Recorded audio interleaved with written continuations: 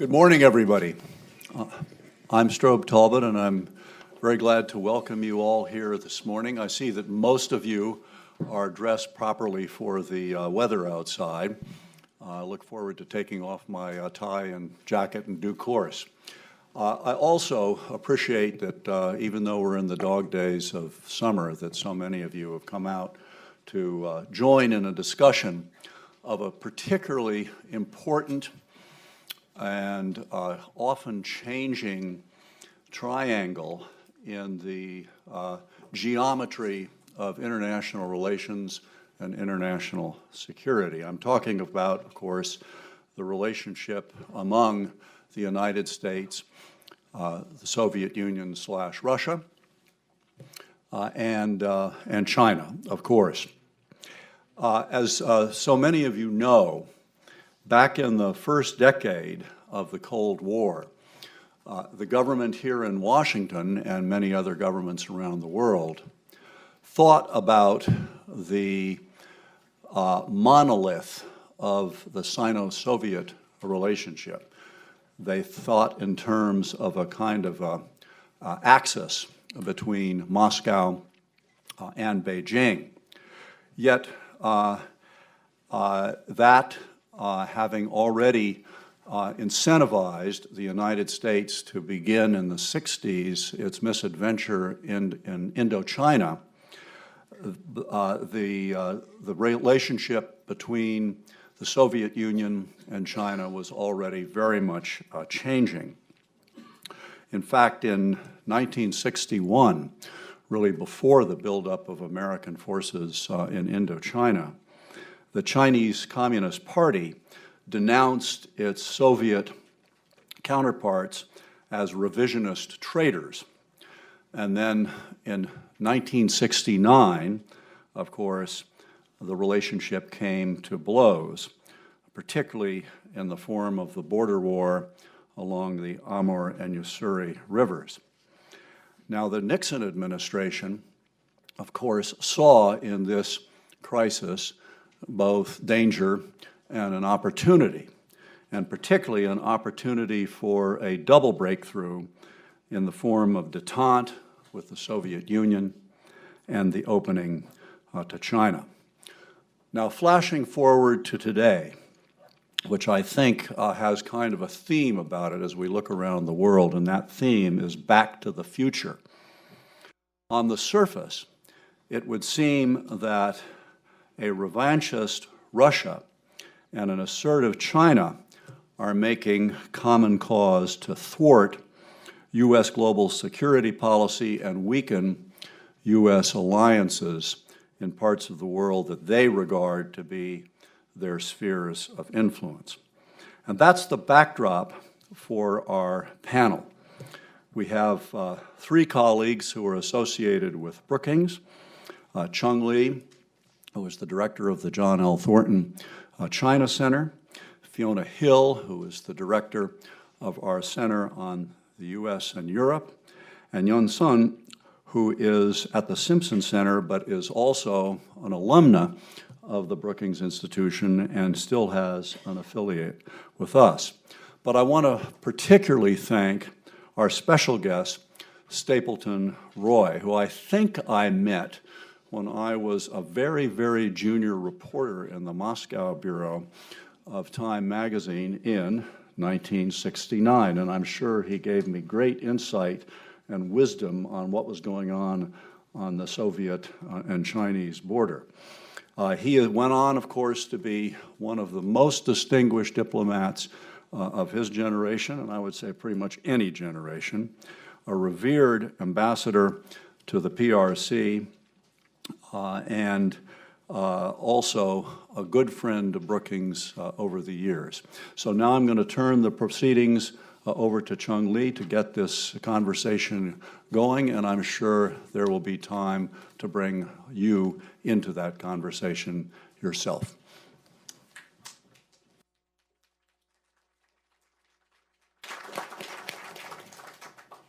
Thank you so much, Strobe, for those extremely insightful remarks and for taking part in today's session, despite your very busy schedule. I understand that you probably on call for some important meetings, so feel free to leave anytime. But also, and please stay if you can. I think that probably the audience also have a couple of questions addressed to you. You can continue to share with us your wisdom. And it will be hard to find a better person than you to offer an historical account and also the future outlook on U.S. China-Russian trilateral relations. When he was a Rhodes Scholar at Oxford, he translated Soviet leader Khrushchev's memoirs into English, 2 volumes. And during crucial periods of the Cold War, he wrote several books on U.S.-Russian relations and also on disarmament. He served as the Deputy Secretary of State and Ambassador at Large on the new independent states following the Soviet breakup. Early in his career as a Time magazine correspondent, Straub covered Nixon and Kissinger's opening of China. In the wake of the 1989 Tiananmen incident, he wrote a highly influential article entitled How Not to Break China. Only a few weeks ago, when we were together in China, I witnessed Straub's engaging dialogues with Chinese leaders and the Chinese public intellectuals, discussing the challenges and opportunities presented by ongoing changes in the global geopolitical landscape. Straub, your expert knowledge and your strategic vision are truly invaluable at this perplexing time in global affairs, especially regarding major power relations. Thank you so much. Can we have another round of applause? Well, I want to join Straub in welcoming you all to this important discussion. Is the United States losing China to Russia? ? The title of the event is not intended to echo the American debate over who lost China in the middle of the last century, but it does remind us of the fact that improvements in U.S.-China relations in the 70s and the 80s provide many advantages to the United States as it strives to win the Cold War. But today, the trilateral relationship between the United States, China, and Russia has profoundly changed. U.S. relations with China and Russia both seem to be deteriorating. Meanwhile, China and Russia are strengthening their strategic partnership, or even something or someone will call closer to an alliance. Some strategic thinkers in the United States have begun to worry about what they call an uneasy triangle. Chinese analysts have adopted a new term, the term called the New Three Kingdom, 新三国演义. This is a term frequently appear in Chinese discourse to characterize the situation of today and try to explore its implications. Now, are we entering a new Cold War? What serves the best interests of each of these 3 powers? Is it risky for the United States to be on footing, hostile footing, with both China and Russia while confronting other challenges, such as ISIS and North Korea? Unfortunately, these important questions are not being adequately debated in the United States. Even during this heated campaign season, partisan rhetoric should not overshadow the need for sound strategic discourse. Now, we have 3 excellent panelists to share with us their insights and perspectives to address these important questions. Ambassador Roy, on my right, is not only a China-born sinologist, but he also specialized in Soviet affairs and served in Moscow, as Straub mentioned, in the heat of the Cold War. He served as ambassador to Singapore, Indonesia, the People's Republic of China, and also as also as the Assistant Secretary of the State for intelligence and research.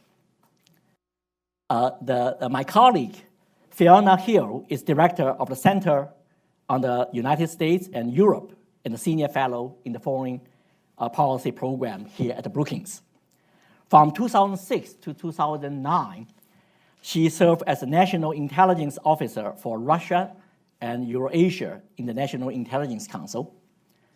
A co-author of the best-selling book, Mr. Putin, Fiona is one of the most sought-after commentators on Russian and Eurasia affairs.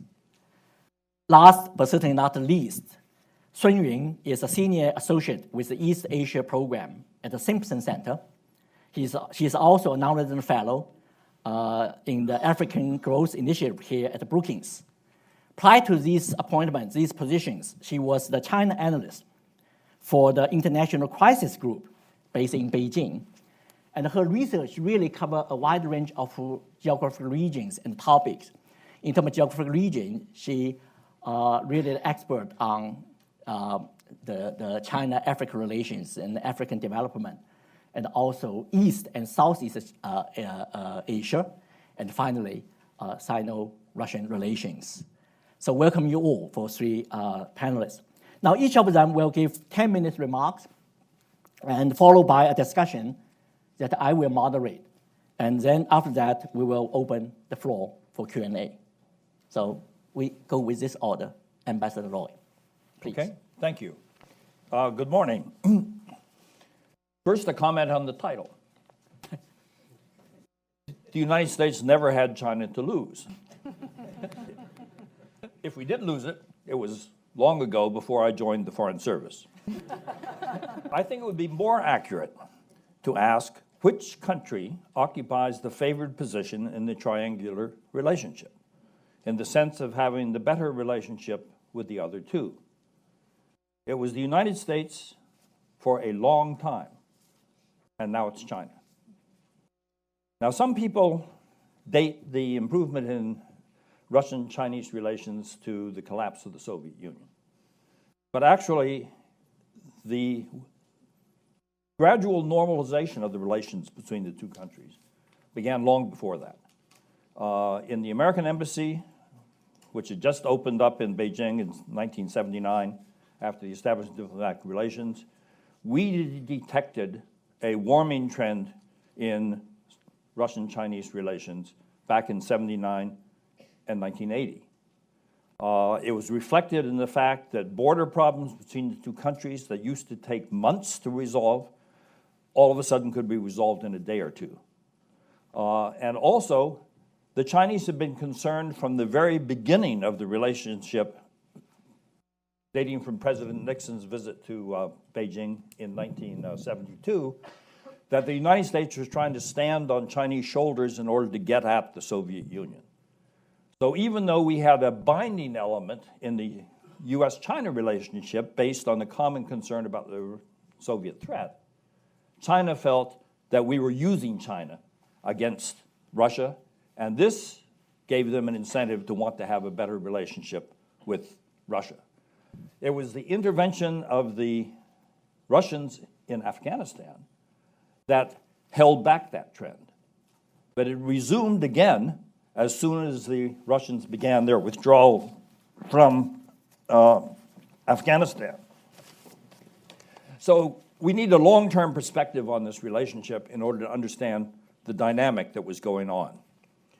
Certainly, the disintegration of the Soviet Union in 1991, which was occurring right at the moment when I was presenting my credentials to the President of China, and we spent, our discussion was not on U.S. China relations, but on what was going on in the Soviet Union, and both of our information came from CNN because there were very dramatic developments taking place on the television screen.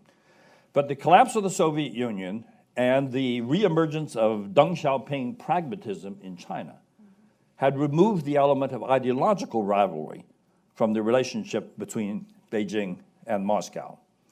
From China's standpoint, of course, the collapse of the Soviet Union was a very desirable development, and obviously the Russians had a somewhat different perspective on that development. But regardless of these contributing factors, The reality is that Russian-Chinese relations are probably the best in modern history. The two countries have good reasons for strategic cooperation. They're both opposed to a world dominated by a sole superpower that isn't one of them. They both feel threatened by U.S. unilateralism, U.S. interventionism, and U.S. support for color revolutions. So they always both suspect the United States is out to change the political systems in their countries in ways that we prefer and that they do not appreciate. Their economies are complementary. Russia is a supplier of military goods, energy, and raw materials, and China as a supplier of capital, consumer goods, and equipment. They have a common interest in not having Central Asia become a breeding ground for terrorism. So these common factors are sufficient to hold in check Russia's strategic insecurities caused by the rapid rise of China occurring at the very moment when Russia was declining as a major power because of the disintegration of the Soviet Union. And another factor is these common interests hold in check China's latent ambitions to consolidate its position in Central Asia, South Asia, and the Middle East. Neither country sees its interests as served by forming a strategic alliance against the United States. The statistics speak for themselves. Although Sino-Russian trade has increased 20-fold over the last 25 years, reaching a level of $100 billion in 2014, the reality is that U.S.-China trade is about 6 times larger. China doesn't forget that. In other words, the economic relationship with the United States is fundamentally more important to China than the one with Russia. Chinese investment is pouring into Russia, and there's essentially no reverse investment from Russia. So that the hundreds of billions of dollars of foreign direct investment in China that has speeded along its economic development doesn't come from Russia. It comes from the United States and Western countries and neighbors of China. Until the Ukraine crisis in 2014, I think you could accurately characterize Russian-Chinese relations as strong, healthy, and friendly. This was reflected in public opinion polling in both countries, which was very different from the period when I served in Moscow, when Russians were acutely suspicious of the Chinese. But the Chinese consistently rated Russia as the country toward which they had the least suspicions. The United States, Japan, even South Korea ranked lower in Chinese perceptions. And you had a considerable easing of the public attitudes in Russia toward China, but not to the degree that was taking place on the Chinese side. But after the Ukraine crisis, I would characterize the relations as friendly, close, but unhealthy, because Russia has been forced uncomfortably close to China, because of the confrontation with NATO over the Ukraine issue. As a result, Russia now has to go along with Chinese initiatives that Russians are inherently concerned about and suspicious of. This is not a sufficient factor to undermine the strong ties based on their strategic interests in not having a world dominated by an interventionist United States. But it means that this is not a relationship in which there is an equal sense of mutual benefit emerging from the relationship. So this Ukrainian development is a very important factor in the bilateral relationship.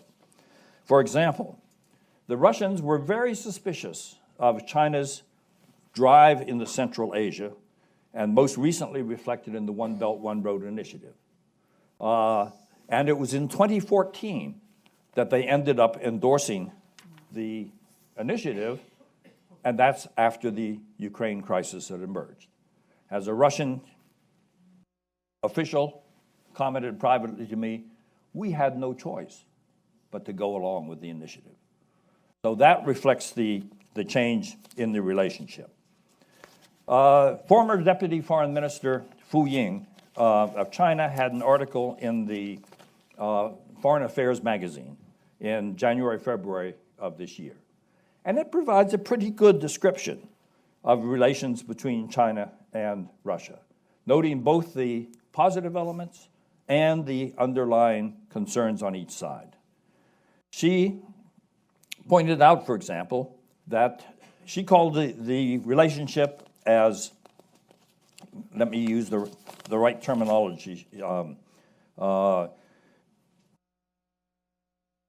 she called it a stable strategic partnership, not a marriage of convenience, complex, sturdy, and deeply rooted. Okay, well, that sounds pretty good. But she said that changes in international relations since the end of the Cold War have brought the two countries closer together. Now, that's simply a polite Chinese way of saying that U.S. behavior since the end of the Cold War has driven the two countries closer together. At the same time, she acknowledged that China's rise has produced discomfort among some in Russia. And in discussing that issue, she noted the following points. There is still talk in Russia of the China threat. A 2008 poll by Russia's Public Opinion Foundation showed that around 60% of Russians were concerned that Chinese migration to Russia's far eastern border areas would threaten Russia's territorial integrity. 41% of Russians believe that a stronger China would harm Russia's interests. Russians are worried that China is competing for influence in their neighborhood.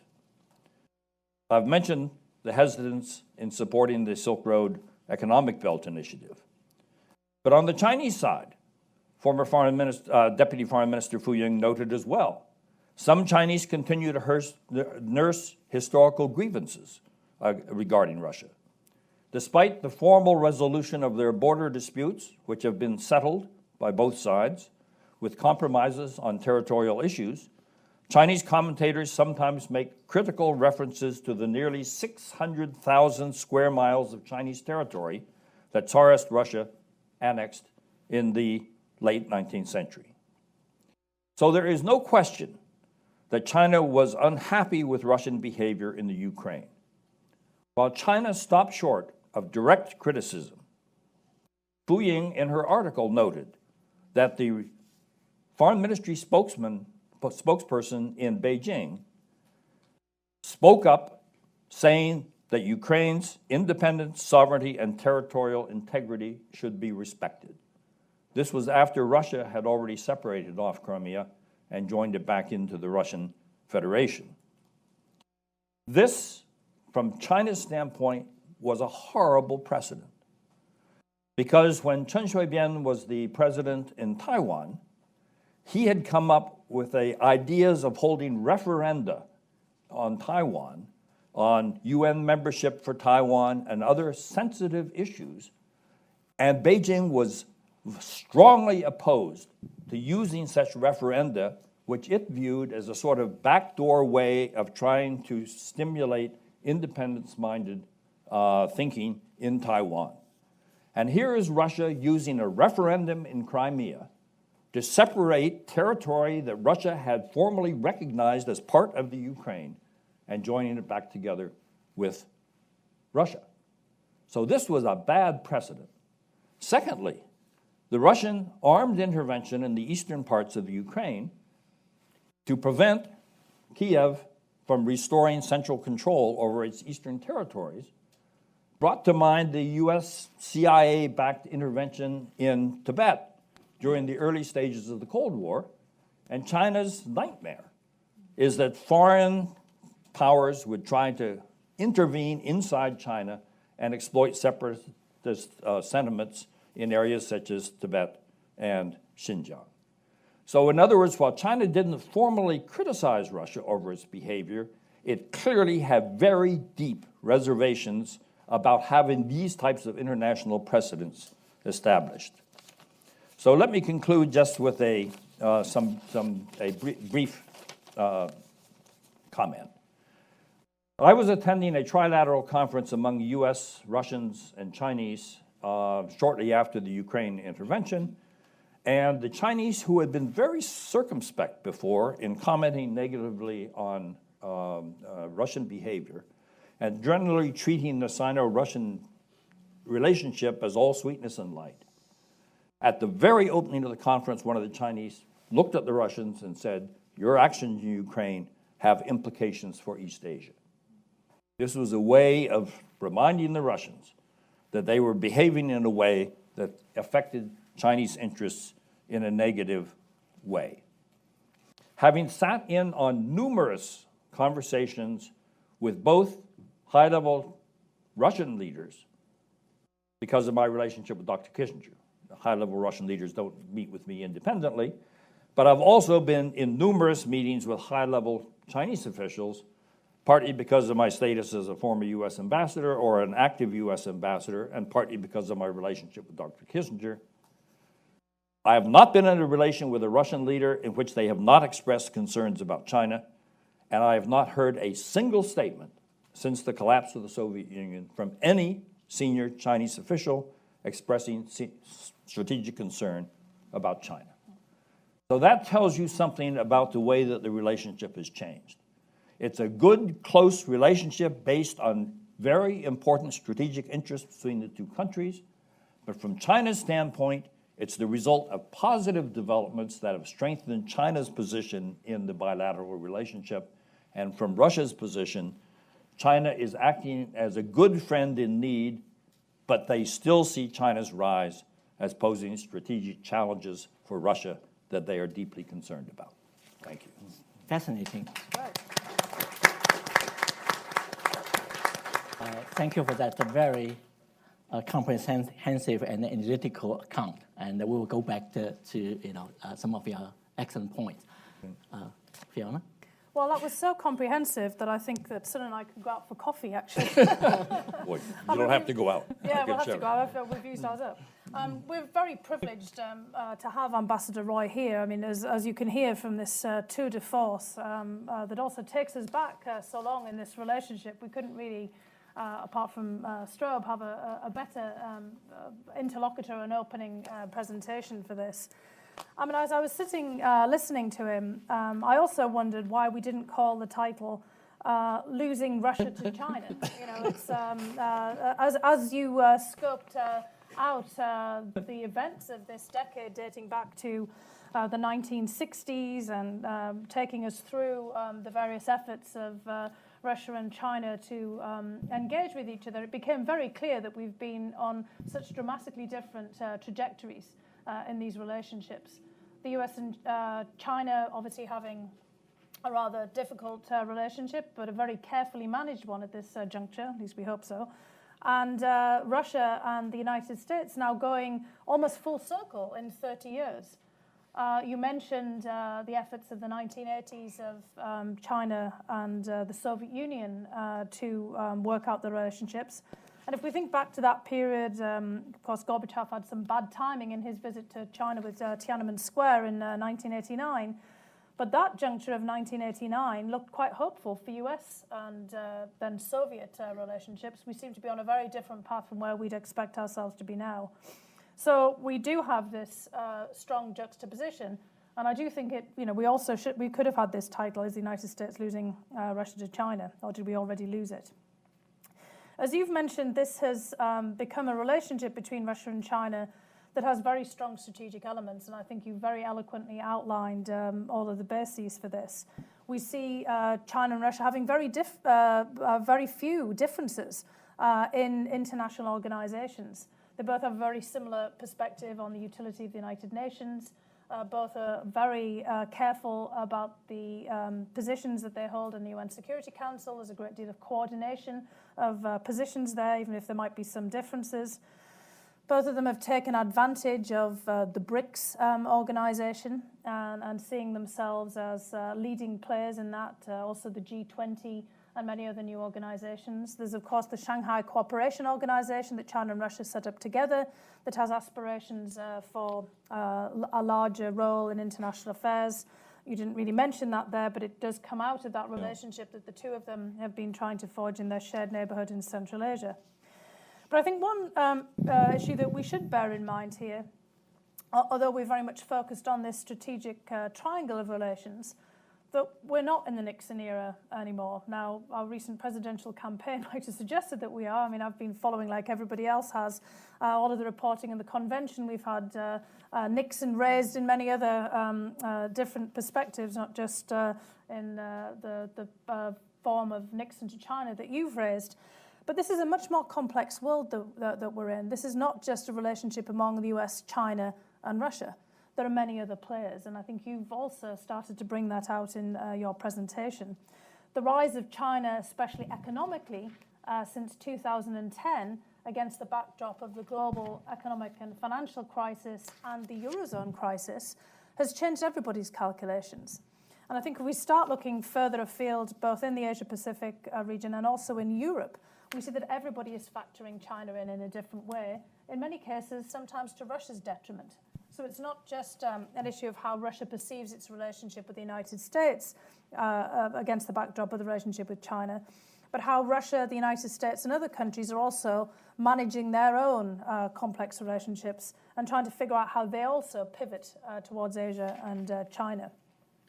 If we look at the Asia-Pacific, another of the countries that you're intimately familiar with, Ambassador Roy, Japan, is also in the process of trying to figure out how it balances its relations with Russia and also China.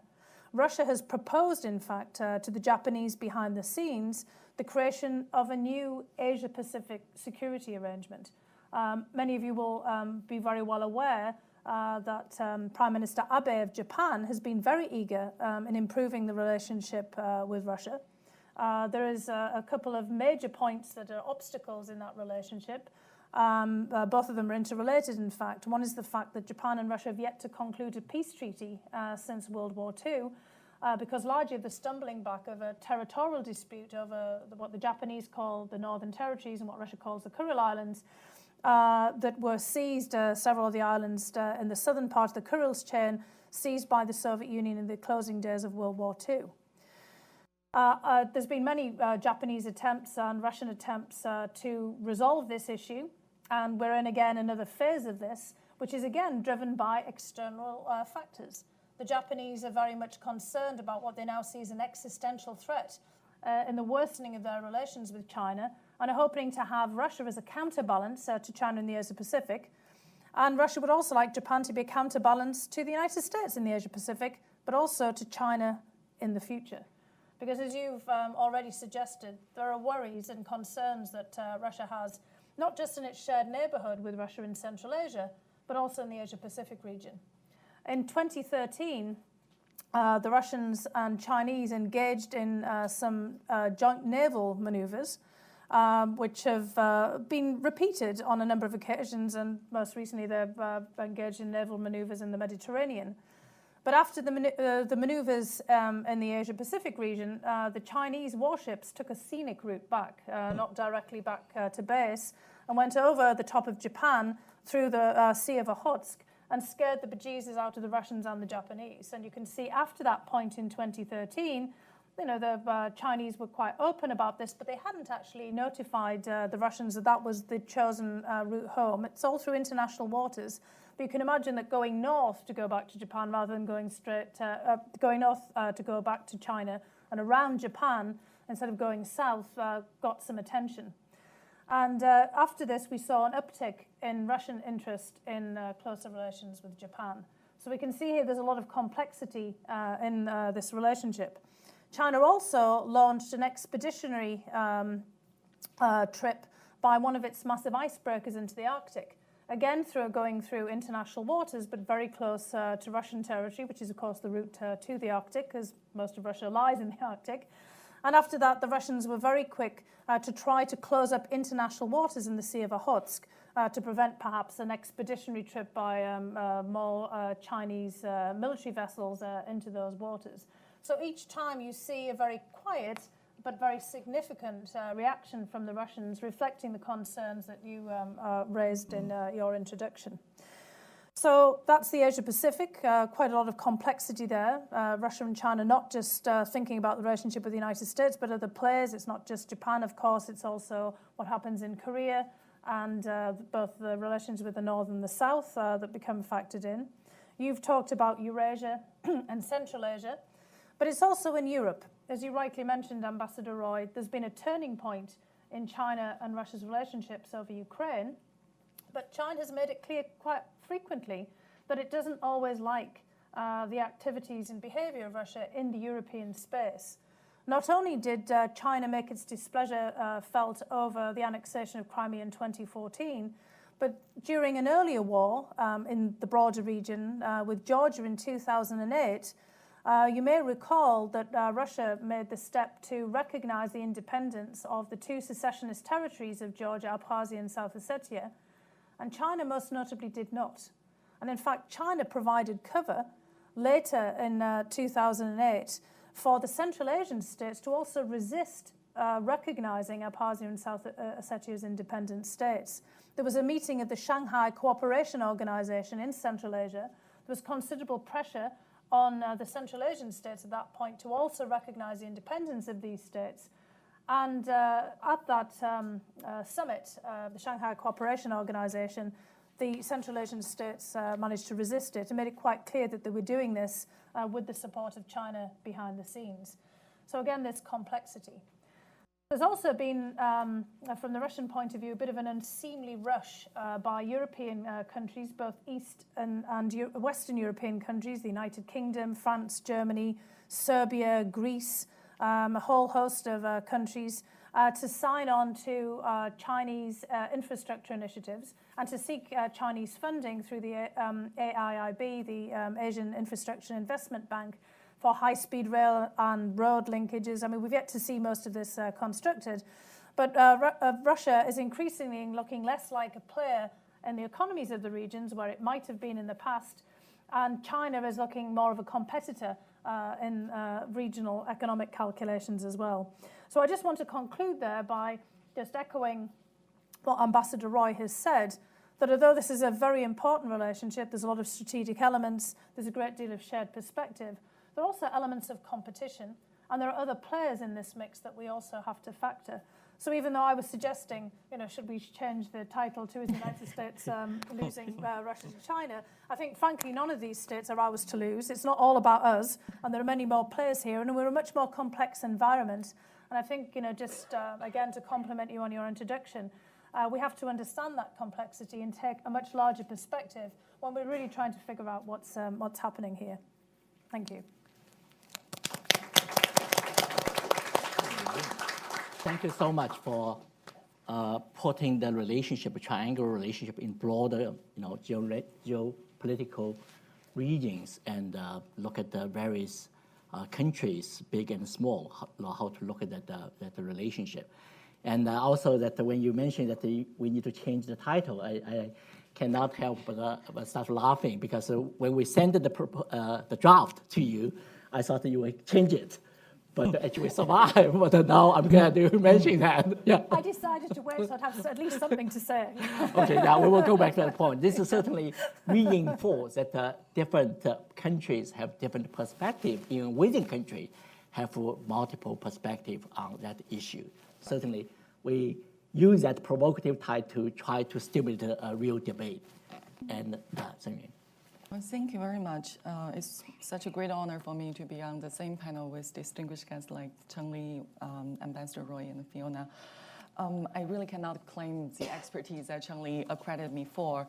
I primarily work on China, and I consider my job is to understand the logic of China's foreign policy, especially towards developing countries, conflict countries, and authoritarian regimes. So I'll provide what I understand as China's perspective of the recent developments in the Sino-Russia relations. So in the Chinese perspective, Western observers usually reach one of the two conclusions about Sino-Russia relations.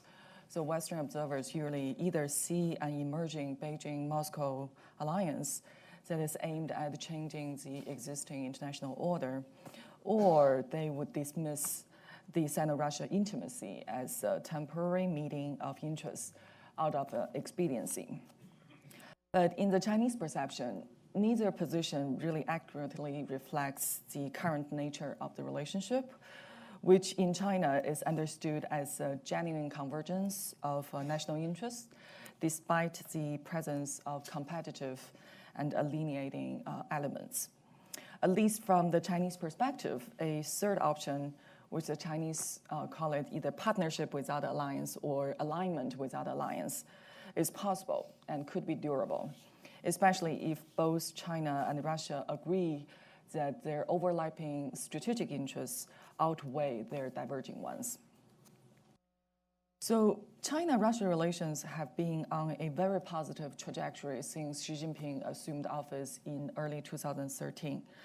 He and Russian President Putin has met very frequently, 17 times since early 2013, in both bilateral sightings and in various multilateral venues in which the two countries both have membership. And those multilateral organizations include the BRICS, Shanghai Cooperation Organization, and the G20. So Xi Jinping and Putin seem to see the world through similar lenses, and they reach similar conclusions about their countries' strategic positions in the international system. They both believe that their countries are in a strategic disadvantage vis-à-vis the United States. Putin believes that Russia's great power ambitions are being thwarted and undermined by the West, and he defiantly tried to reassert Moscow's interests in the regions. On the other hand, China sees the U.S. rebalancing to Asia at best as a denial of China's strategic space in the region and access to Western Pacific, and at worst, an attempt to contain China. The Ukraine crisis and the deterioration of Russia-U.S. relations provided additional momentum for closer ties between Beijing and Moscow. For China, the crisis forced the United States to refocus at least some of its attention back to Europe from its pivot to Asia. Beijing enjoyed more breathing space vis-à-vis the U.S.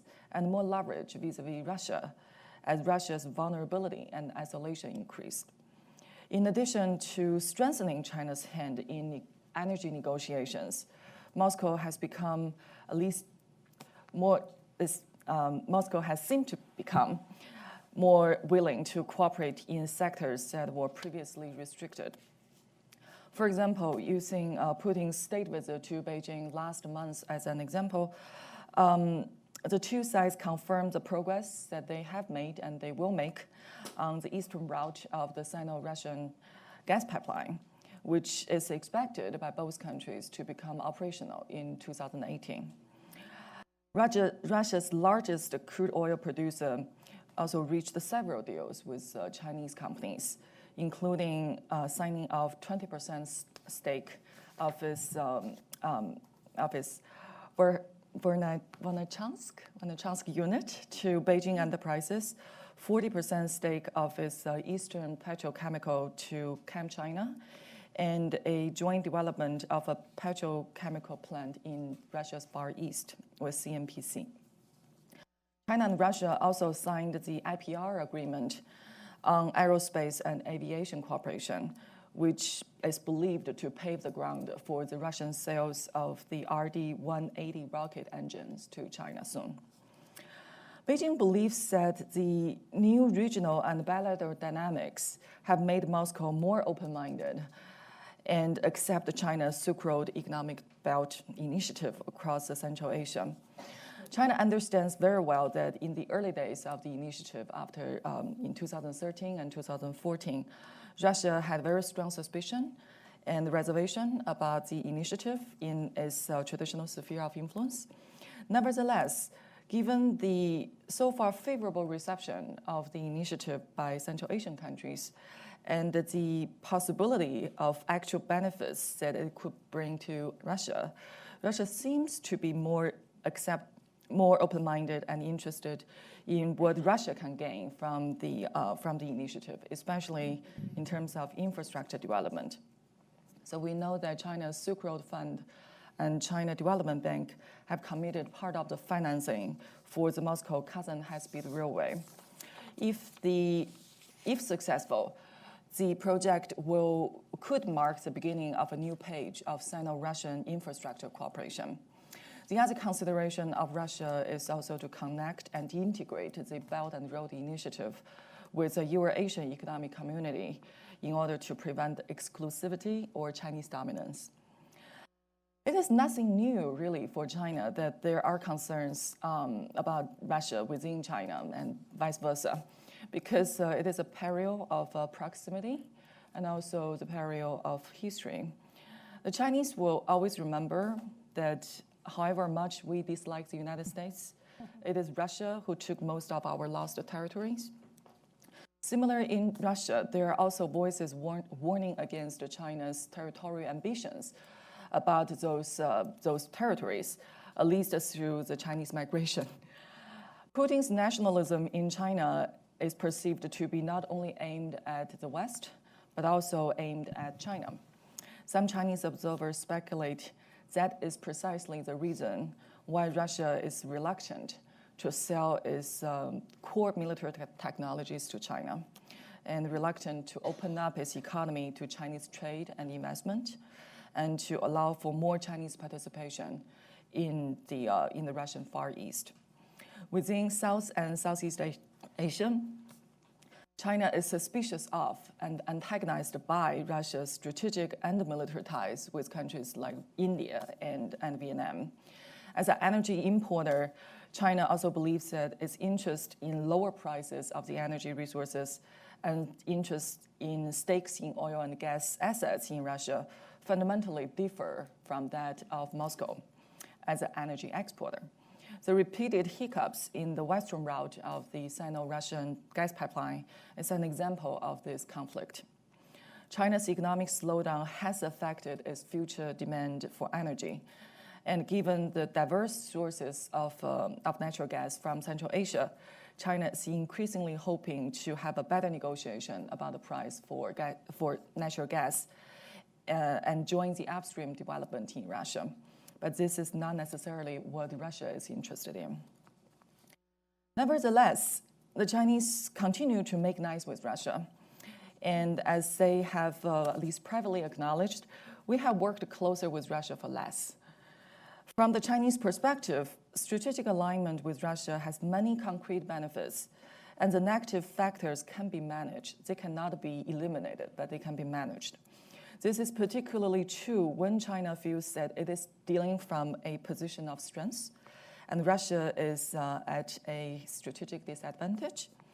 So a couple of points that the Chinese analysts and government officials would like to make, including one, with a 3,000-mile-long border, Russia has the most impact over China's immediate national security, and vice versa. So Sino-Russia hostility is undesirable and unlikely in the near future. This point was also emphasized by Madame Fu Ying in her articulation. The second point, from the Chinese perspective, of all the countries, Russia shares China's strategic interest most. Both have domestic political issues and foreign policy aspirations that make them the targets of the United States. Both feel their strategic spaces are being suppressed by Washington.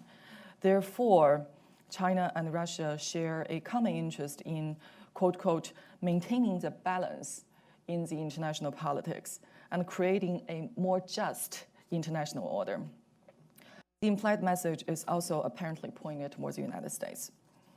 A third point is among all powers, Russia and China probably have the most similar authoritarianist ideology. Both insist on their own political systems and economic development path. Both reject Western color revolutions and military interventions.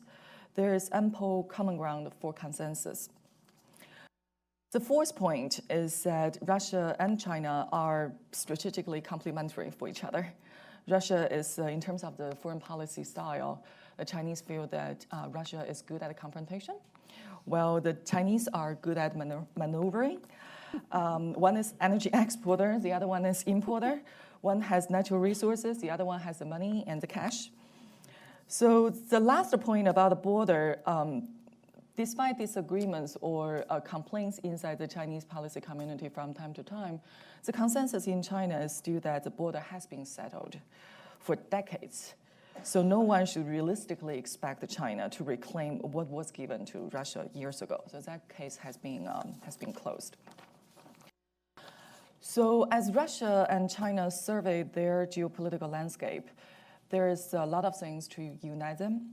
However, history has also taught them the perils of alliance.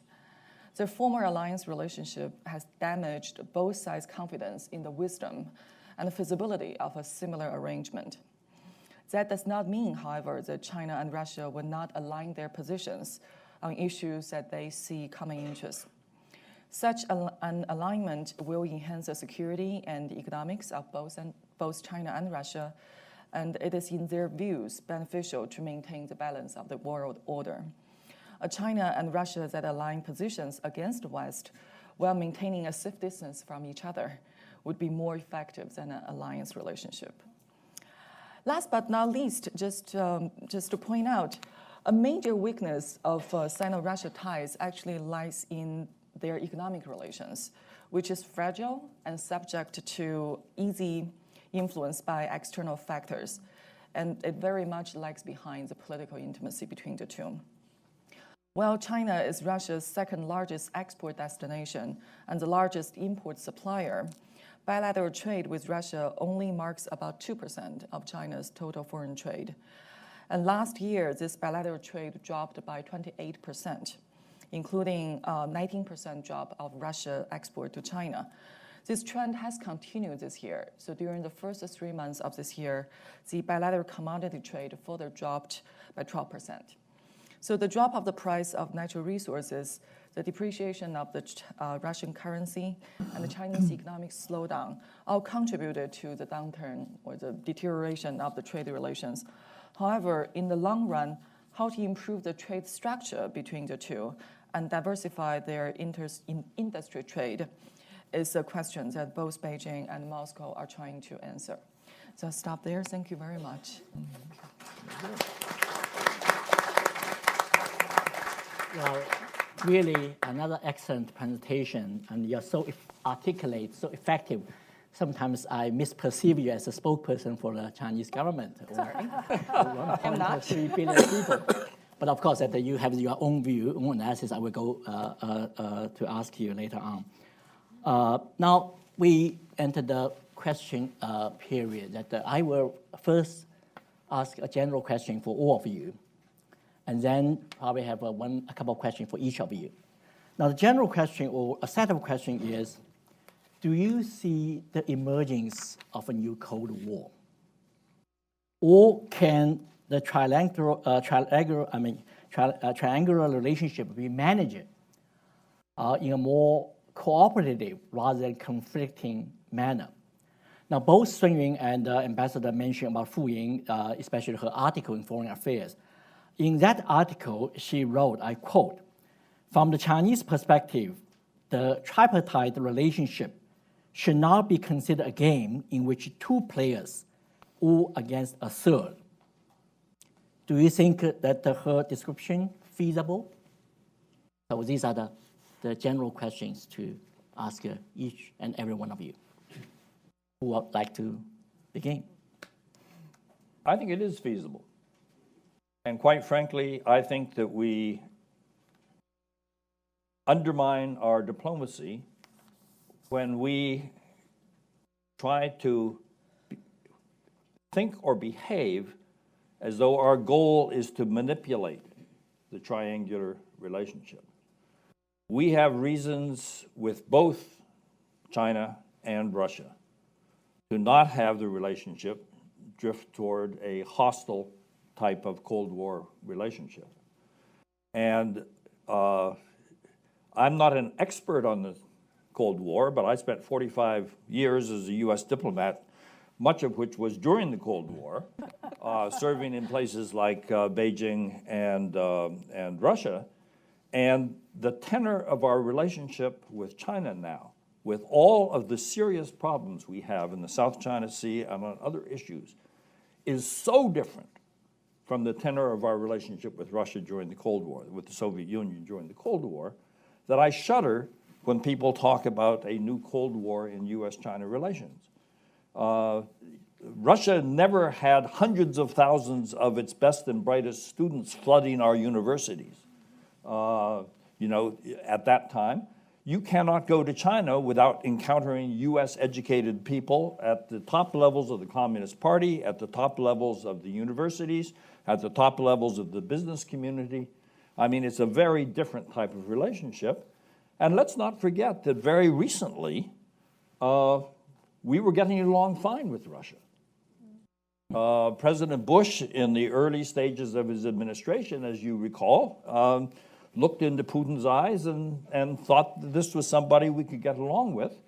And when we decided to intervene in Afghanistan, Russia actually facilitated our access to Afghanistan through Central Asia, as opposed to opposing it.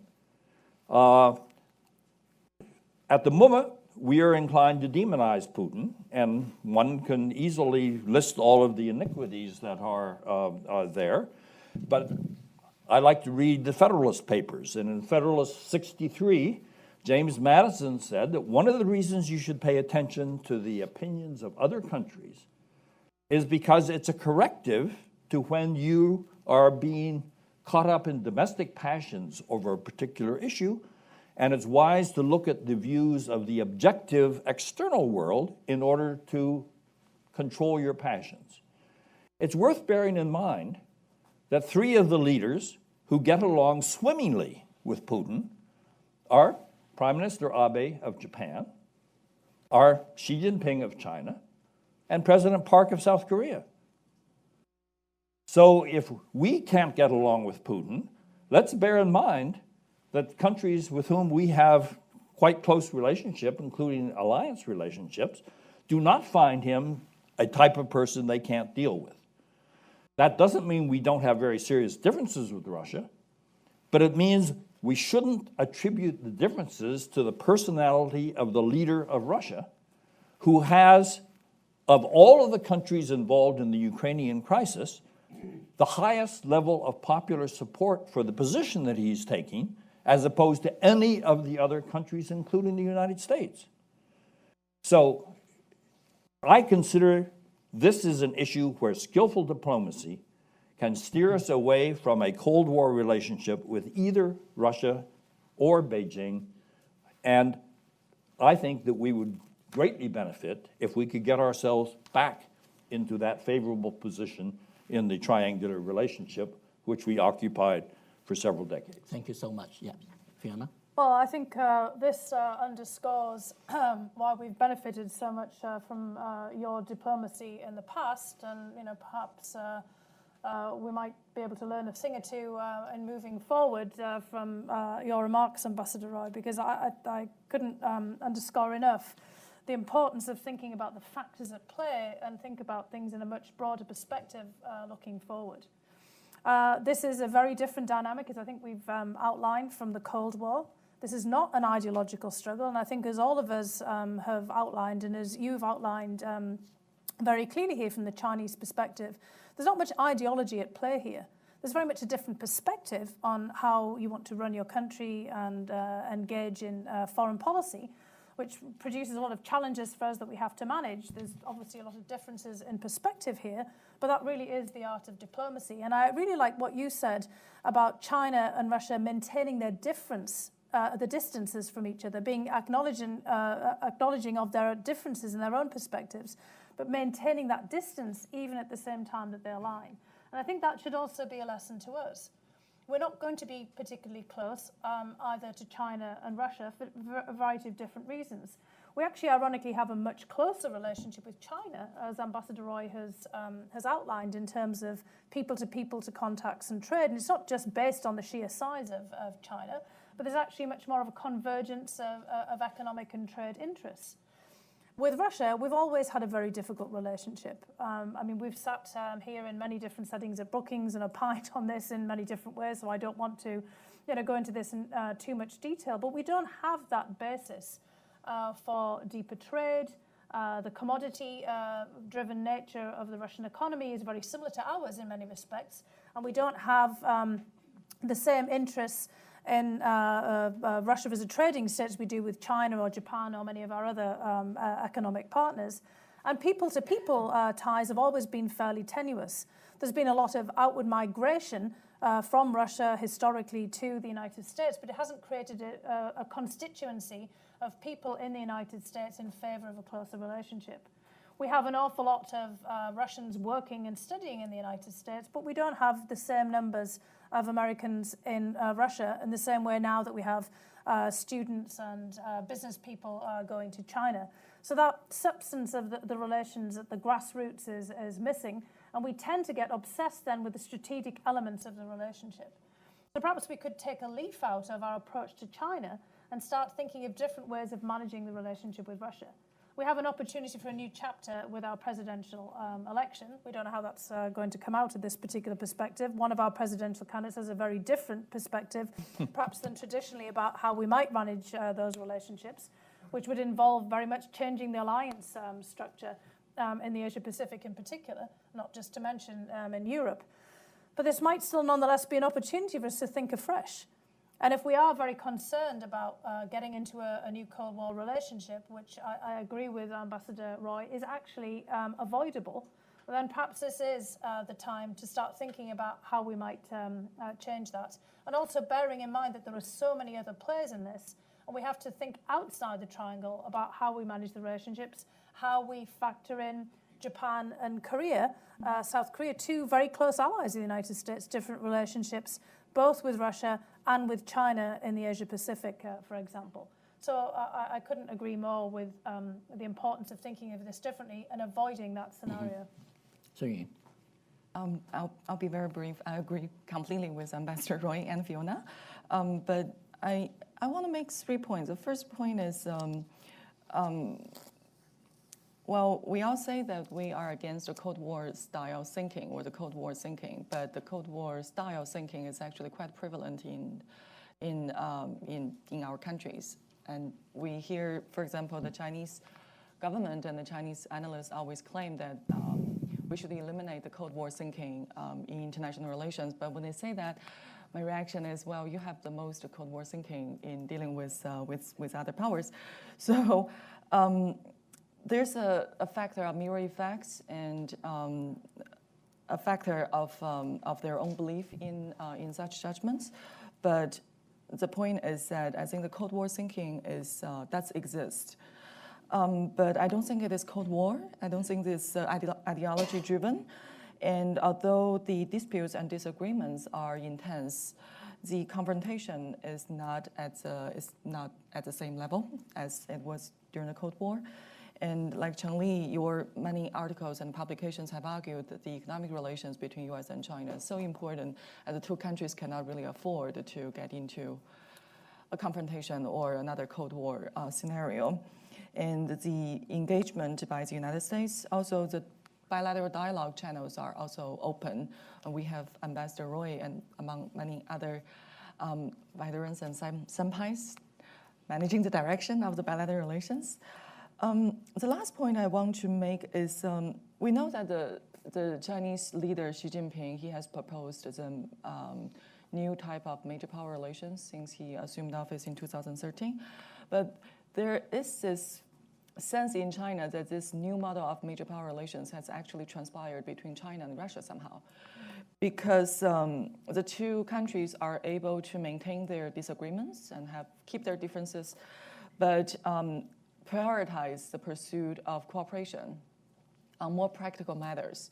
So there is actually a calling, even in Madame Fu Ying's articulation, that United States should learn from that experience and try to deal with China and Russia in a similar manner. But then, of course, it's very easy to say because China and Russia, in this case, they do see a common threat, which is the United States. And the U.S. may not have the same luxury on issues of principal matters. So whether it is applicable in the case of the United States remains to be seen. Well, thank you. Now, for time concern, I just want to have one question for you each. For the question for Ambassador is that you mentioned about Putin, you also mentioned about Xi Jinping. How important has the personal relationship between Putin and Xi Jinping been to the current Sino-Russia relationship? And some foreign observers think that these two leaders are quite similar, two strong men are quite similar. And what, in your view, are the major differences between Putin and Xi Jinping? And what do these differences mean for the United States in our policy toward these two countries? You want me to answer this Yes. in 1 or 2 minutes? Yes. I think that, as I outlined in my opening remarks, I didn't base my analysis on personalities.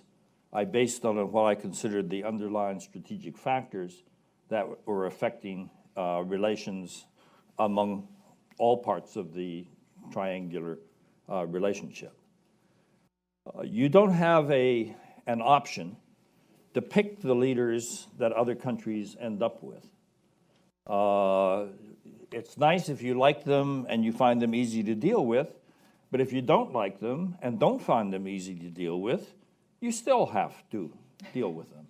President Nixon didn't go to Beijing because he liked Chairman Mao and found him easy to deal with. And if you read the transcripts of their discussions, you will discover it was not an easy relationship.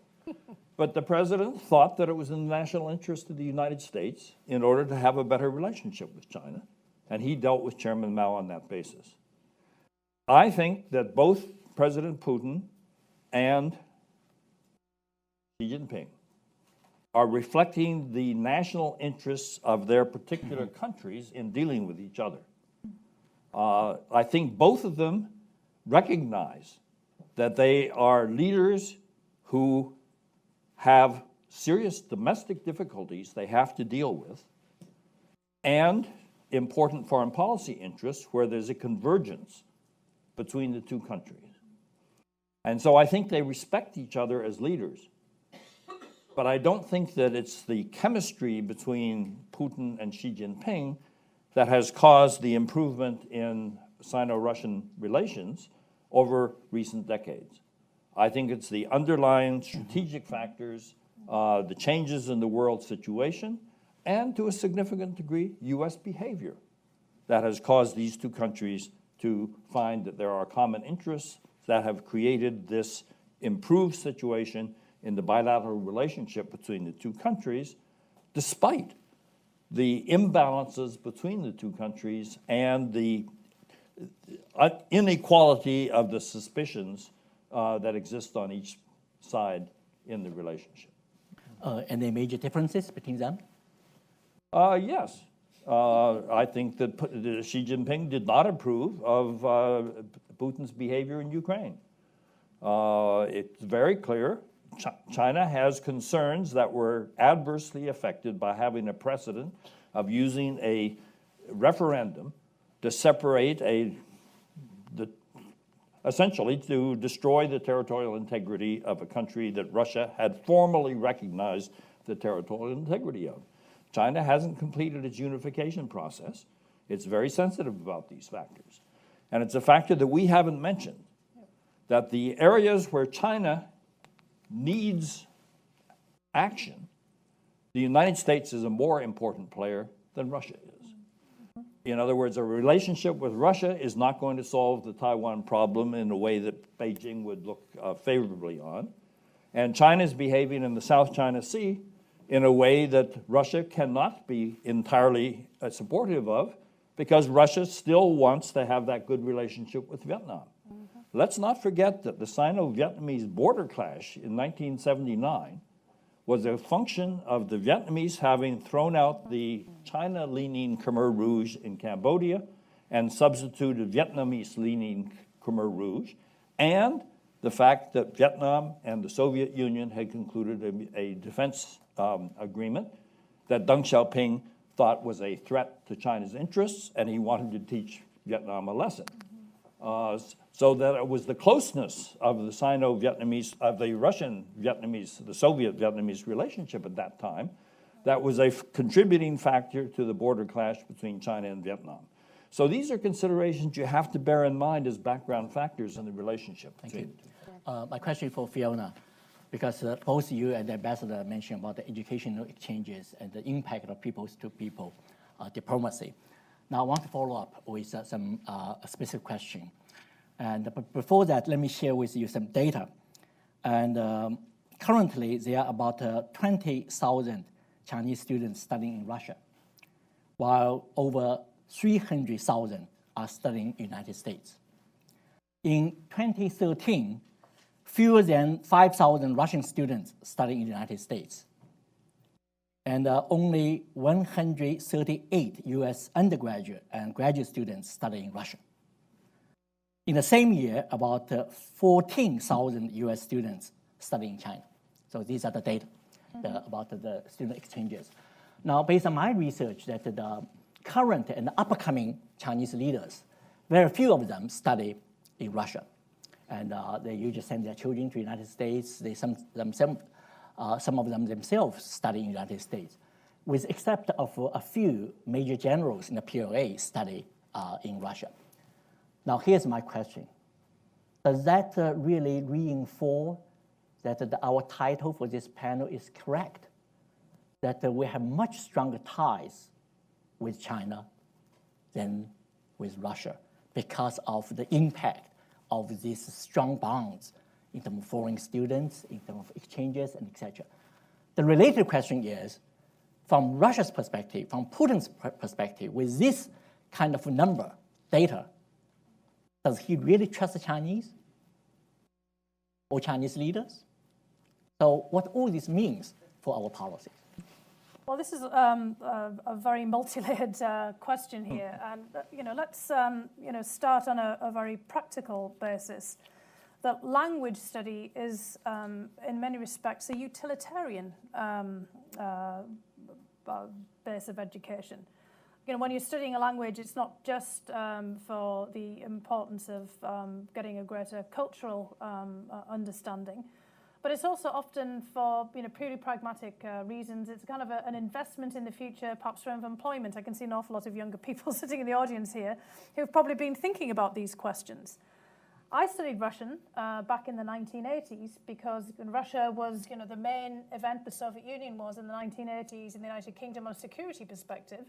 And it was in the news at all points. I didn't actually expect that I would still have a job studying Russian, but I'm encouraging my younger daughter to study Chinese and Spanish at the moment for employment perspectives, because Chinese and Spanish are two global languages that open up, particularly from the United States, an awful lot of doors for jobs. I'm not thinking that she's going to be sitting here on a panel, sometime 20 years from now, opining on China or Spain, you'd never know, or Latin America.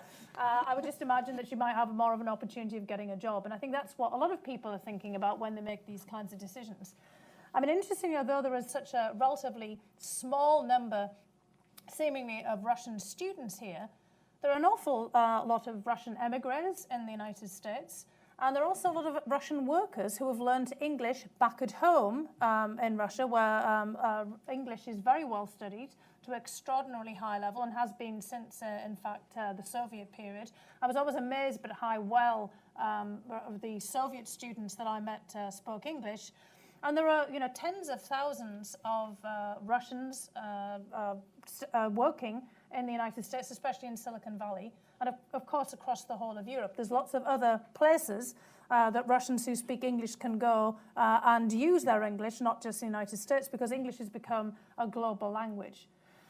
And I think that's a lot of the motivation for Chinese studying in the United States. It's not just about learning about the United States, but it's about being in a global marketplace. Now, whether Brexit will change this in Europe and everyone will go back to speaking French, as some of my French colleagues are suggesting, and we'll have to have a lot of Chinese students rushing out and retooling, I think is another matter. But I think we can look at some practical issues there. But it is, of course, also providing a basis for shared and deeper understanding. But I don't think that that explains everything completely. I do think that the economic and trade relationships are more problematic. And I think that that has really reduced an interest in the United States of being more pragmatic about the relationship with Russia. We see less of a basis or less of a necessity for kind of figuring out different, more creative ways about managing this beyond the security relationship. So I think this underpins what Ambassador Roy has said. The Europeans, by contrast, don't have that luxury, as Sun was mentioning before about the United States having to make different calculations. They also have the perils of proximity and the necessity of proximity to Russia. They have a much deeper trade and economic relationship. They have more people-to-people ties, more Russian students studying in Europe, often in English-speaking environments. They have to manage that relationship differently. Now, you asked at the very end about this, about some of the difficulties in that relationship and the various suspicions. There's one set of key elements where President Putin is very different from President Xi and, in fact, from many other world leaders. And the fact that is the title of the book that I co-authored with Clifford Gaddy, The Operative in the Kremlin, Putin is a career intelligence officer. He's deeply suspicious of everybody. He sees plots and conspiracies at every turn, and he admits it. He's not ashamed or abashed by this. He said, I'm a spy, once a spy, always a spy. I don't trust people. There's a very high barrier for that. There's not just trust, but verify. There's verify, and then maybe not trust, nonetheless. And he will always be deeply suspicious of all of the relationships. He will always be wanting to check and to make sure that no one is trying to outmaneuver him. He's always somebody who also wants to hedge and keep his options open. China is a great hedge for the future, but there will always be these deep suspicions and concerns. And with the United States, we remain, for now, unfortunately, the main opponent. And we have some considerable concerns about Russia for precisely the same reasons the Chinese do. The crisis in Ukraine, the annexation of Crimea, has been a major turning point for us as well, as was the war with Georgia in 2008. And Russia's decisions to recognize the independence of Abkhazia and South Ossetia. I mean, the United States is very concerned about these violations of the established international order. I mean, interesting, this is one area where we do have actually a common perspective, but perhaps for different reasons, with China. And I do think as we think about these relationships for the future again, we have to think about, yes, some of the different perspectives of the personalities and the natures of the countries, but how we have a more holistic view about this, how we factor in the complexities of these relationships, how we don't just see them in this bilateral angle, we'll miss things, especially as Ambassador Roy said about this important element in the Russian-Chinese relationship about Vietnam and these different perspectives. At each time, we have to think about these broader calculations, and given the United States' role, it's incumbent upon us to take this broader perspective like we're trying to do on this panel. Excellent. Last question for Sun Yun. Your presentation provides an overall assessment about how Chinese perceive Russia. But are there any important splits in the country? In what ways the various groups like Chinese leaders, public intellectuals, the military, general public perceive Russia? Do you think they perceive in the same way? Or they are very much divided? And this divide is largely determined by what factors? By pro-US or kind of more anti-US or something else? Could you go a little bit specific to talk about the specific, how the Chinese are divided in these issues, the dynamics or the diversified views in China? Sure, I will try. Well, within the policy community, I agree with Ambassador Roy and Fiona that the disagreement seems to be less vocal because people do see that the national interest in this case tramples the personal preferences and historical agonies. And it is in the interest of China to align its positions with Russia at this very historical moment, although they do also acknowledge that there is no eternal friends or perpetual enemies. There's only eternal and perpetual national interest. So at this moment, it is in China's interest to work with Russia, and they will do so. Maybe in the future, when the conditions change, I don't think they have any problem changing the nature of that relationship either. It's just the conditions, such conditions have not arisen yet. Then within the public opinion is a little bit more diverse than this consensus among the policy folks. the public seems to be hanging on to the historical issues more. And the netizens in China and public scholars, they do talk about the territorial loss to Russia historically. And there are nationalists who argue that, well, Russia should be more supportive of our positions on South China Sea and be more open-minded about opening up their energy sectors to our investment. That's the Chinese energy companies' perspective. And they also feel that Russia should be more tolerant and be more cooperative in this bilateral relations given its strategic disadvantage. But on the other hand, within the Chinese public opinion, there's also this tremendous admiration of Putin, that they feel that the Russian leader has achieved what the Chinese leaders have failed to achieve in the international politics, which is respect and the ability to assert the nation's position and protect the nation's interests. So there are callings for Chinese leaders to learn from Putin, which I'm sure that you know. That Chinese leadership should be more assertive and learn from the Russian experience. See, Russia has been able to do all these things without getting into too severe a consequence. So Chinese leaders should learn from them. So those are the more nationalistic sentiment in the Chinese public opinion about Russia, which is different from the policy community's perspective. Thank you very much. Now the floor is open, and please first identify yourself.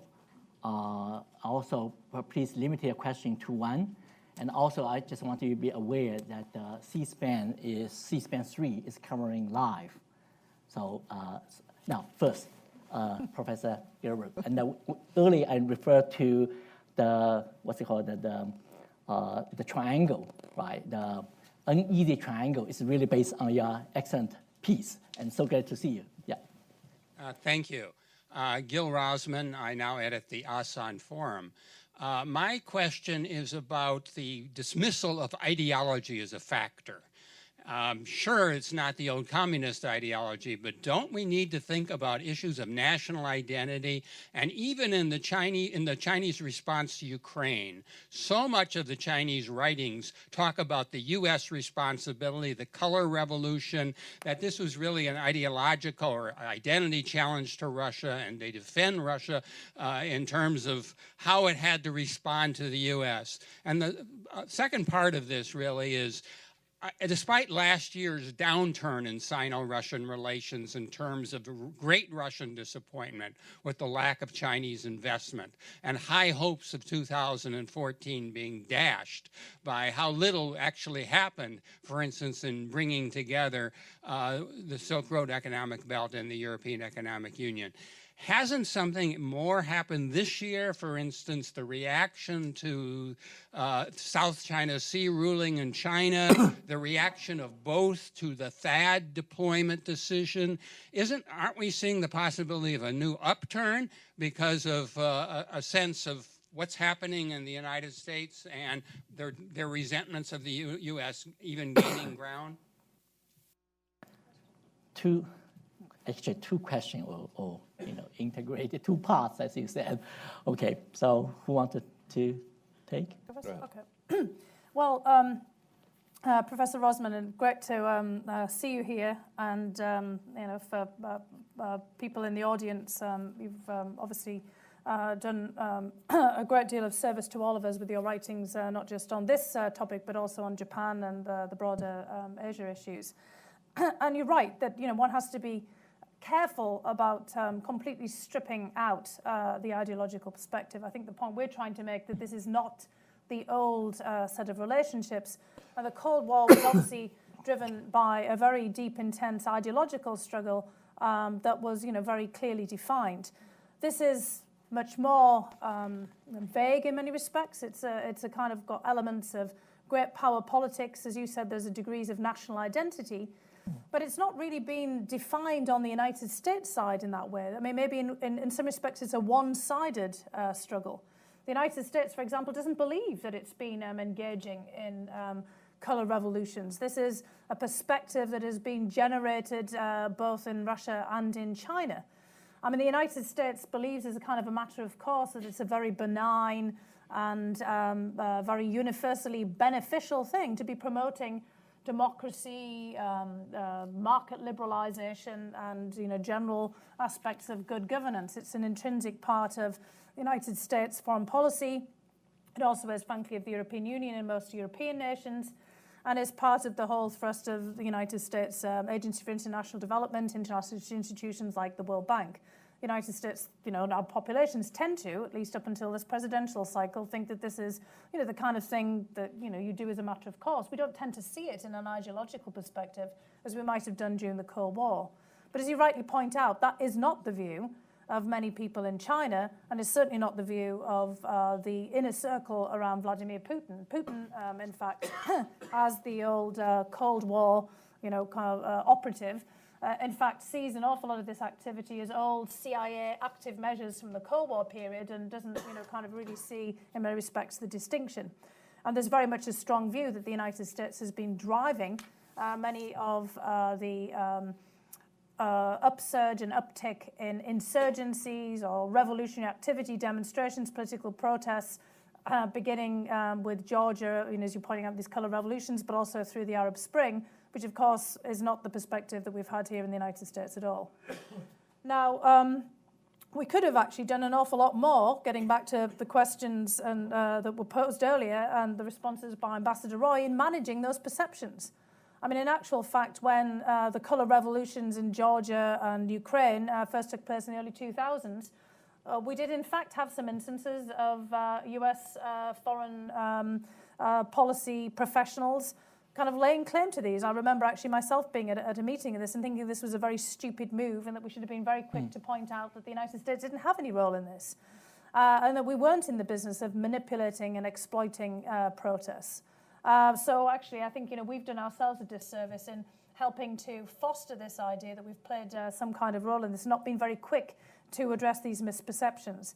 And this is the same kind of issue, I think, that we're dealing with the South China Sea ruling. I think we just have to be better in our political communication. We have a real problem in our own hands, and we don't always manage these issues especially well. So it really is a challenge for the future. I think you're absolutely right. We could see an uptick. And because of what's happening in the United States, the fact that we're preoccupied with our own politics at the moment, we're going to be preoccupied with it for a heck of a long time to come, I suspect.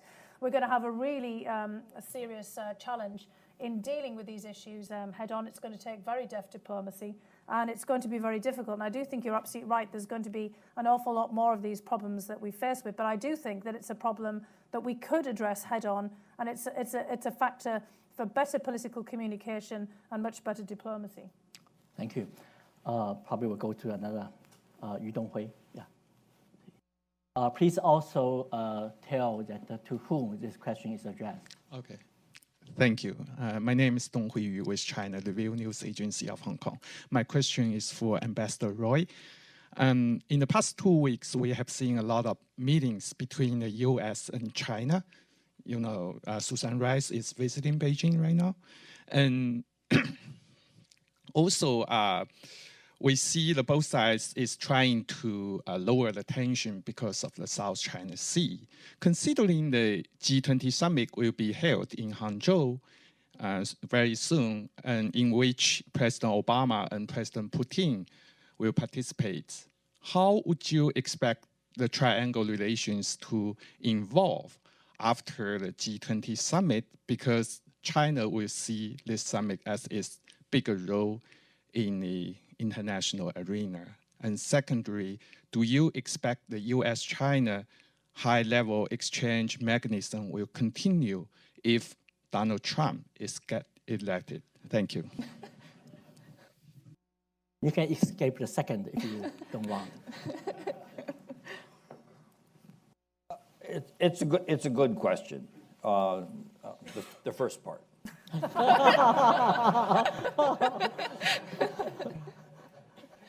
It's very easy to see that China and the United States have some very difficult issues that we need to manage in the bilateral relationship, issues that if mismanaged could push our relationship in a negative direction rather than a positive direction.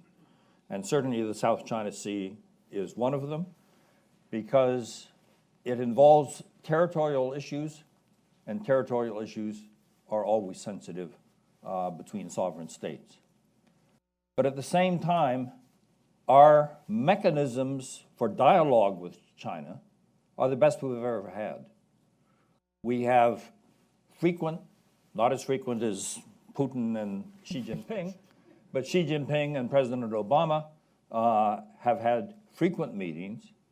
And a special characteristic of it, which even Putin I don't think has, is they will spend hours together in discussion so that you can get beneath the surface of issues and not simply run through your talking points. And this is reflected in what's going on now. I think in part in preparation for the G20 meeting in Hangzhou, the President's National Security Advisor has gone to China, not for the first time. She knows the people she's dealing with in China effectively. We've just had our Chief of Naval Operations over in China. And I can't believe that they didn't discuss the South China Sea and have some exchanges on it. So in other words, the channels for communication between China and the United States are wide open, and we are utilizing them. And I think this is the most effective way to try to deal with the full range of issues in U.S.-China relations, because every time our presidents get together, they issue a joint statement talking about 50-plus areas of cooperation between the two countries, none of which gets the slightest bit of attention, because all of the focus is on big issues such as the South China Sea or the deployment of THAAD in South Korea. So my sense is both countries are serious in wanting to manage the relationship in a way that will not let it drift toward a hostile relationship, and that's the way it should be. As for the second part of your question, I defer to my colleagues. It's the job of the Chinese embassy to analyze our domestic political process, not mine. Fiona, do you want to do? Well, that was very cleverly said.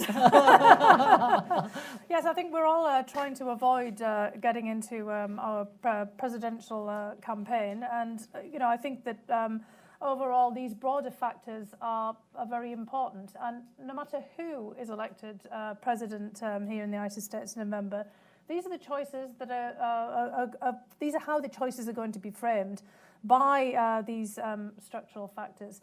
And I think just one very quick point on the channels. I think this is where there really is a major difference between the relationship of the United States and China and the United States and Russia. We just simply don't have those channels in the relationship with Russia. Partly that's because Putin's Russia tends to be a bit of a one-man show. It's a bit difficult to be purely a one-man show in China, given just the sheer size of the body politic, the population, and the still very strong presence of the Chinese Communist Party.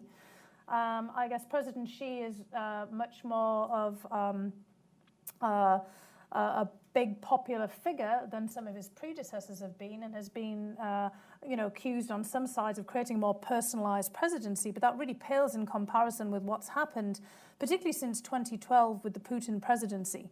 When Putin came back for a third term, it made Russian politics so much more about him than it was during, of course, the tandem period with Dmitry Medvedev. And so we have real difficulties in figuring out how to structure that relationship. That was in part what the reset was about during the early parts of the Obama administration, where there were different layers and structures set up to manage the relationship. It wasn't just about the two men on the top, because given the nature of the Russian-US relationship, it's going to be unlikely that President Obama and President Putin are going to have the same frequency of meetings. There's less to talk about in many respects, and just lots of difficult issues to talk about. And who wants to be sort of sitting in an environment where all you're doing is haranguing each other? I don't think that Putin or Obama particularly enjoy their encounters. Whereas Ambassador Roy is saying that there's a little bit more to talk about, and you can get into different layers between Xi and Obama. So this is one challenge that we're going to have moving forward, about how you build a broader basis of relationships, how you create new mechanisms and channels for the Russia-US relationship. But I would also suggest, and maybe Sun might have a comment on that the China-Russian relationship doesn't always have these deeper layers either. That is still something of a top-heavy relationship too, which is probably why Xi and Putin have to meet so frequently. Okay, great. Yes, it's a young lady.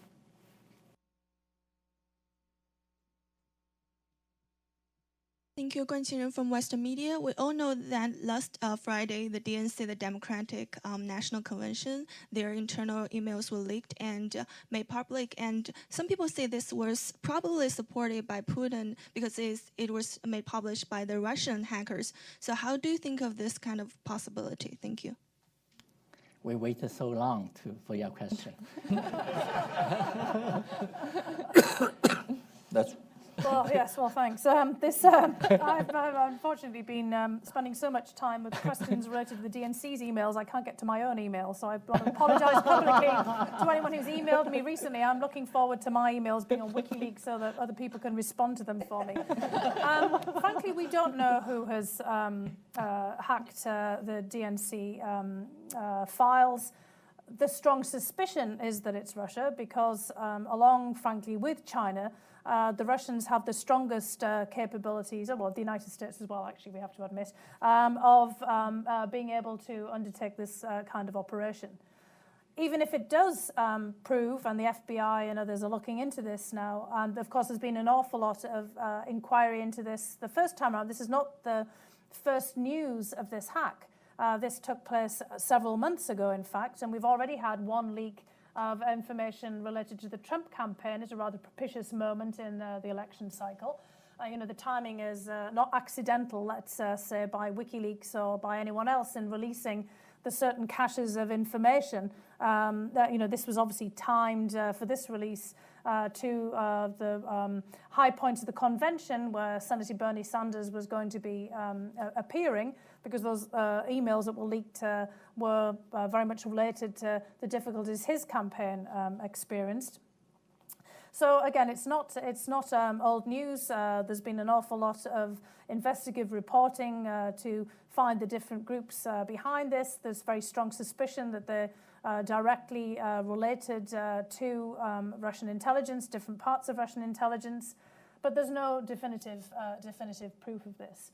The question is really, if it is Russian intelligence, why would they want to do this? And this gets back to the comment that I made before about Russia and Putin and the worldviews that we have expressed here, this feeling of being in competition with the United States. Back to Gil Rosman's question about the perception of color revolutions, of a strong feeling that the United States always tries to influence domestic politics, periods of domestic weakness, and might be interested in the business of regime change. And if you're in the business of intelligence in Russia or elsewhere, well, you're in the business of basically also counterintelligence. If you believe that the United States has been doing this kind of thing, then you want to pay them back with the same kind of activity. We've already had the release of taped phone conversations between U.S. government officials.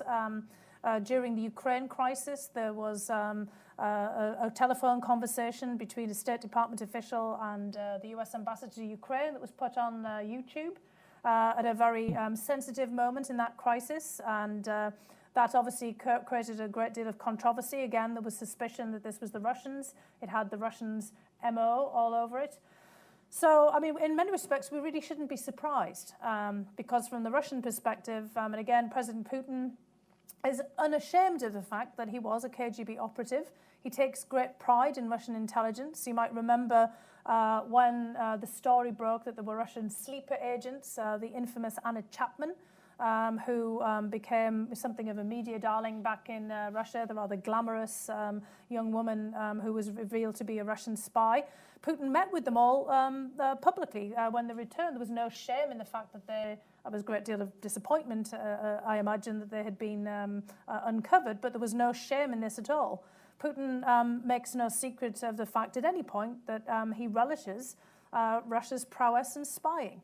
They have not admitted to this, and in fact, in many respects, it's better to have a great degree of ambiguity because it makes everybody nervous.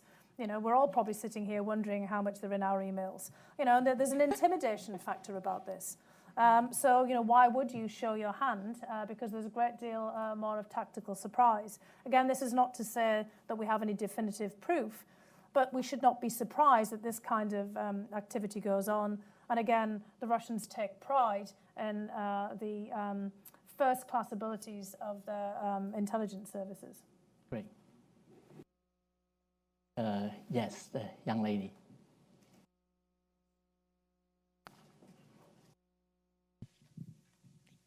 Hi, my name's Meg Egan. I'm a graduate student in international affairs.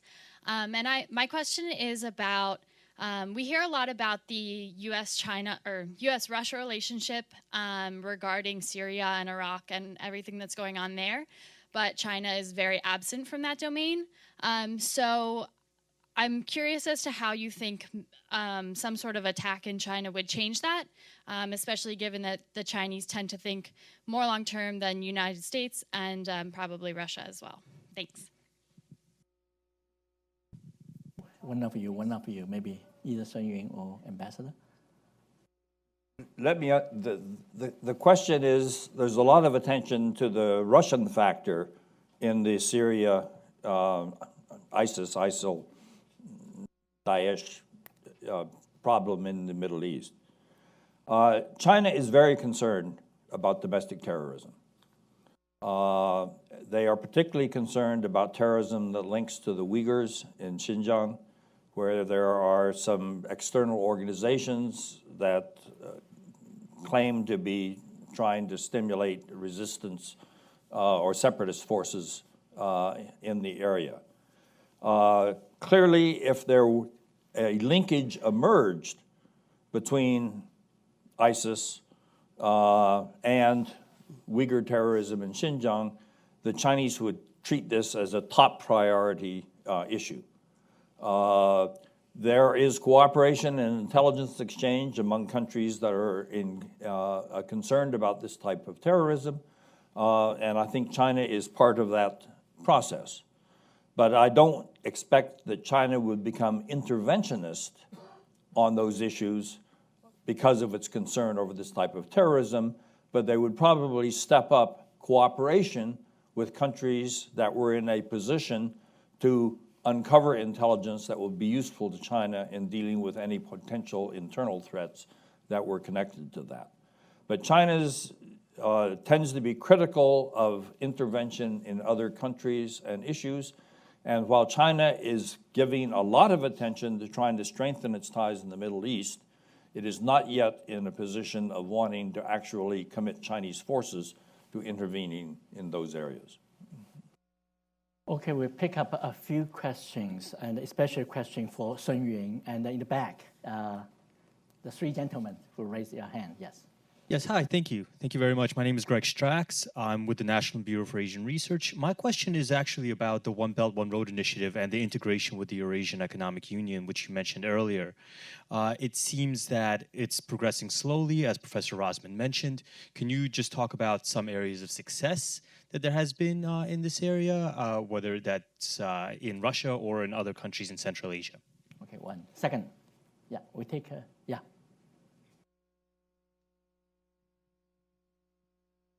Greg Thielman, Arms Control Association.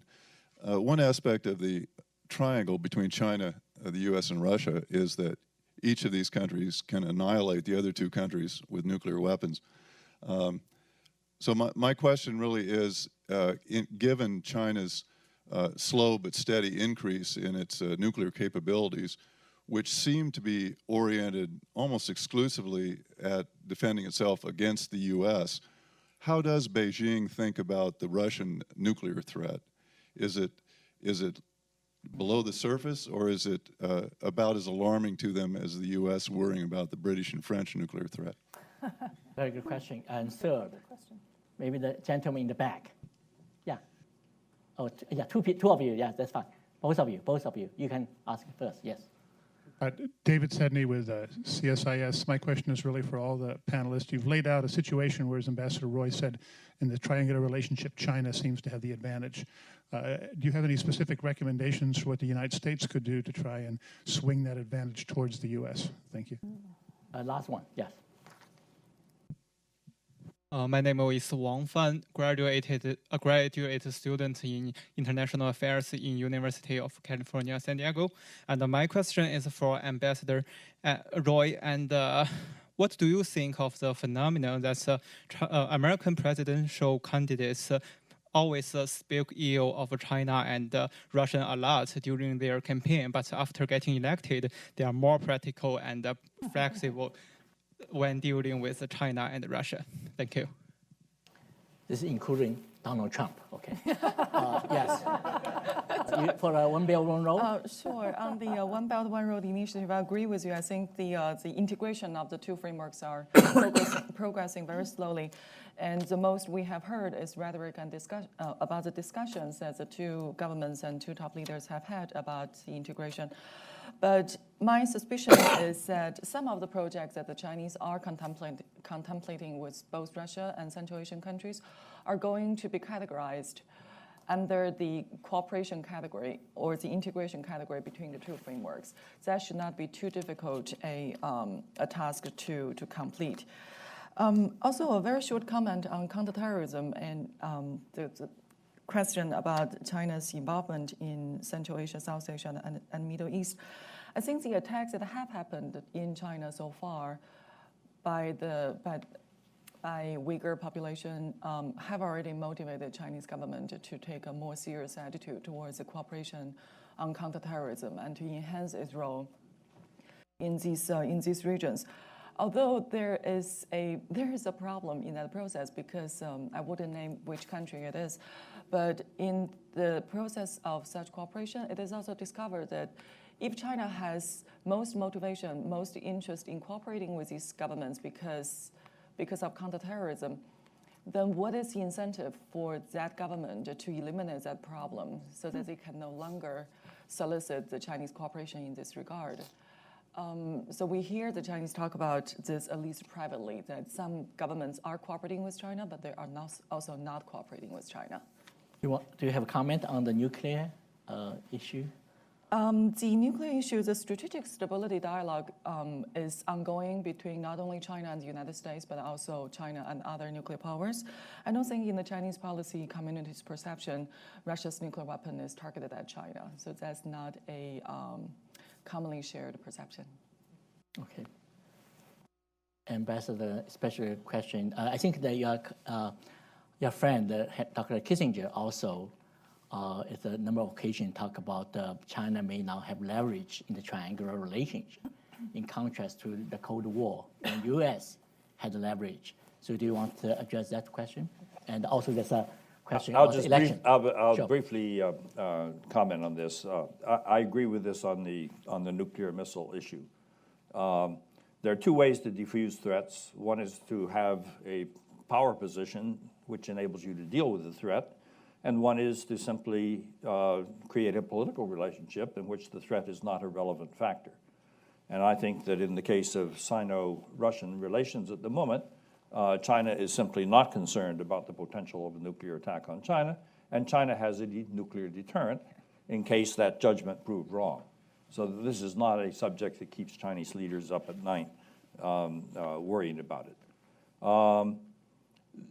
The question was how to deal with the triangular relationship and get the United States back into a favored position.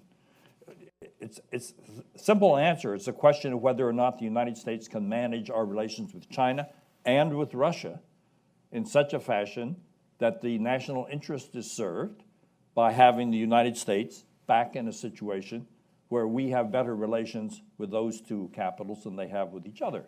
At the moment, that's not an easy task, but we ought to be thinking in those terms because, again, the manipulative concept of managing foreign policy has the same detriments that you would have in a social situation if a friend was considered only interested in manipulating your friendship so that they could gain some particular advantage.